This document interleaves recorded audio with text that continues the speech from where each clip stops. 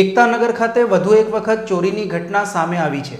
મળતી માહિતી મુજબ નર્મદા જિલ્લાના એકતાનગર ખાતે રાજીવન એસઆરપી કોલોની ગ્રુપ 18માં અજાણ્યા શખ્સો 27મી એપ્રિલ રાત્રે 7 વાગ્યાથી લઈને 28મી એપ્રિલ સવારના 7:30 વાગ્યાના અરસા દરમિયાન ચોરી કરી ફરાર થઈ ગયા હતા।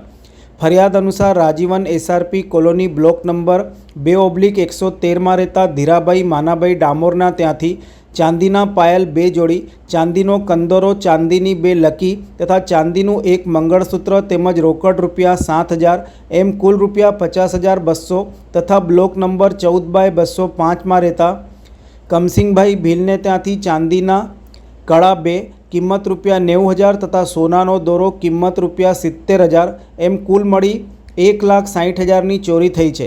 બંને મકાનોમાં થઈને કુલ મુદ્દામાલ 2,10,200ની ચોરી કરી અજાણ્યા શખ્સો ફરાર થઈ ગયા હતા, જેને શોધવા હાલ પોલીસે ચક્રો ગતિમાન કર્યા છે। અગાઉ પણ એકતાનગર ખાતે ચોરીના બનાવો બની ચૂક્યા છે, જેને શોધવામાં નર્મદા પોલીસ નિષ્ફળ રહી છે। તો હવે જોવું રહ્યું કે એસઆરપી કોલોનીમાં થયેલ ચોરીના બનાવમાં અજાણ્યા શખ્સોને પકડવામાં પોલીસ કેટલી સફળ રહે છે।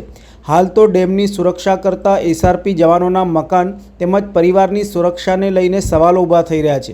સૂત્રો દ્વારા જાણવા મળેલ કે કુલ 7 મકાનોના તાળા તૂટ્યા છે, પરંતુ હાલ 2 જ મકાનની ફરિયાદ એકતાનગર પોલીસ સ્ટેશન ખાતે કરાઈ છે।